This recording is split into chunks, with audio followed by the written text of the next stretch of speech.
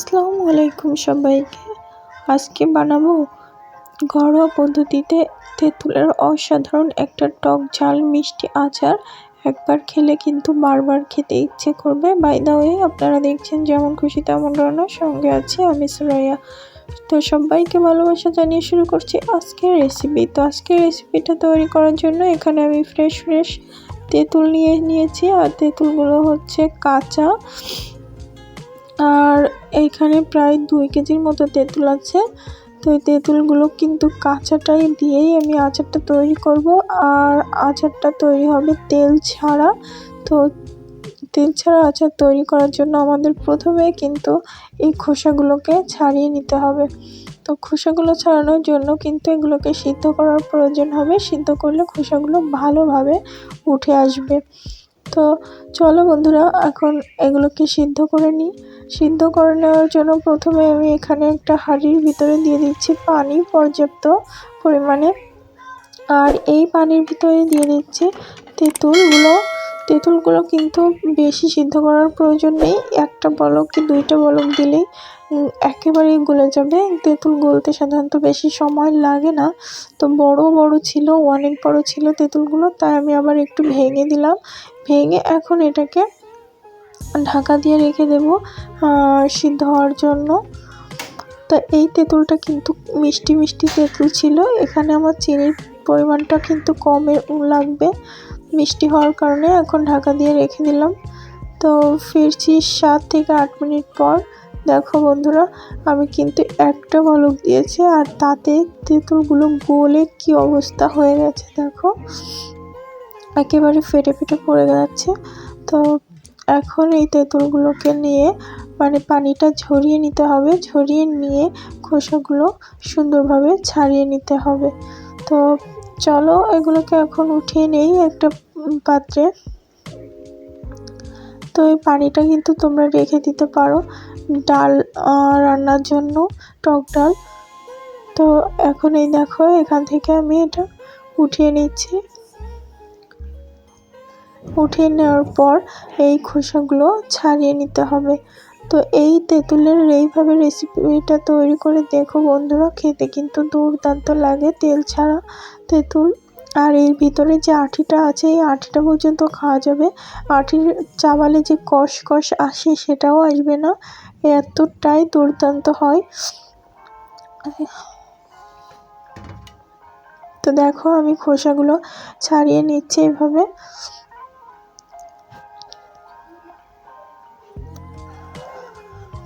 তেঁতুল তো এমনিতেও সবার অনেক পছন্দ, আর এভাবে যদি বানিয়ে খাও তাহলে তো দুর্দান্ত লাগবে বন্ধুরা। দেখো, আমি সব ছাড়িয়ে নিয়ে চলে এসেছি। এখানে আমার এতটা কাঁচা হয়েছে।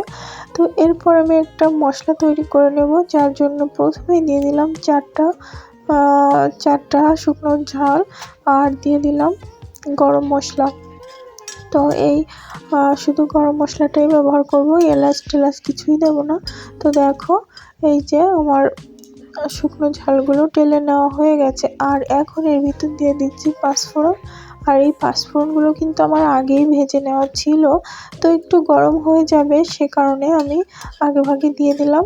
দিয়ে একটু নাড়াচাড়া করে নিলেই কিন্তু আবারও মুচমুচে হয়ে যাবে, আমার বাটতে অনেকটাই সুবিধা হবে, তাই দিয়ে দিলাম। দেখো, এই যে এখন এগুলোকে নামিয়ে নেওয়ার পালা।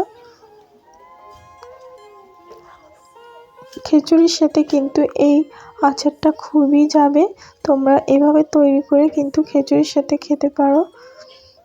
তো মশলাটা নামিয়ে নিয়ে এখন সেই প্যানেই দিয়ে দিচ্ছি 1 চামচ মতো চিনি। আর এই চিনিটা দিচ্ছি কারণ ক্যারামেল তৈরি করে নেব। যেহেতু আমি এখানে চিনি ব্যবহার করছি, গুড়টা ব্যবহার করছি না, তাই ক্যারামেল তৈরি করে নিলে কিন্তু দারুণ একটা কালার আসবে। তো তোমরা এভাবে তৈরি করে নিতে পারো। আর যদি গুড় দিয়ে করো তাহলে তো কোনো কথাই নেই।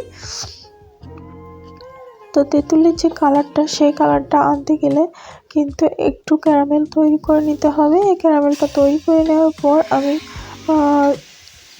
যে পরিষ্কার খোলা ছাড়িয়ে রেখেছিলাম তেঁতুলগুলো, সেগুলো দিয়ে দিলাম। দিয়ে এখন নাড়তে হবে। ক্যারামেলের সাথে পুরো তেঁতুলটাকে মাখিয়ে নিতে হবে। তোমরা চাইলে কিন্তু এখানে সরিষার তেল দিয়েও রান্না মানে আচারটা তৈরি করতে পারো। তো আমি আজকে ভাবলাম তেল ছাড়া করলে কেমন হয় একটু দেখি। তো বন্ধুরা, তোমরা বিশ্বাস করবে না, এতটাই দুর্দান্ত হয়েছে কি বলবো। তেল ছাড়াও কিন্তু এত মজা হয়, আগে জানতাম না। তো বানিয়ে দেখলাম, খুবই ভালো লেগেছে। তোমরা চাইলে কিন্তু বাসায় এভাবে ট্রাই করতে পারো। আর অলরেডি যারা করেছো তারা কমেন্টে জানাতে পারো যে কেমন লেগেছে তোমাদেরটা আর আমারটাও কেমন হয়েছে। তো এইভাবে কিন্তু এখন অনবরত নাড়তে থাকতে হবে। আর এখন দিয়ে দিচ্ছি চিনি, যেটাকে মিষ্টি করবে। তো এখানে আমি 2 চামচ চিনি দিচ্ছি, বড় চামচের। তো তোমরা যদি একটু বেশি মিষ্টি মিষ্টি খেতে চাও তাহলে আরও একটু দিও। আর ধনিয়াটা আমি গুঁড়োই দিচ্ছি, তোমরা চাইলে আস্ত ধনিয়া ভেজে গুঁড়ো করে দিতে পারো। দিয়ে দিলাম হলুদ, ঝালের গুঁড়া দিয়ে এর সাথে অনবরত নাড়তে হবে। এইটা কিন্তু থেমে থাকলে হবে না, নাড়তেই হবে, নাহলে নিচে লেগে যাবে আর পুড়ে গেলে ভালো লাগবে না। তো এইভাবে আমি এখন এটাকে 10 থেকে 15 মিনিট নাড়াচাড়া করে নেব। তো নাড়াচাড়া করে কিন্তু অনেকখানি পানি শুকিয়ে যাবে, যতটা সম্ভব পানি শুকিয়ে নিতে হবে, তবেই কিন্তু আচারটা খেতে মজা হবে। তোমরা কিন্তু পাকা তেঁতুল দিয়েও এভাবে করতে পারো, খুব মজা হয়।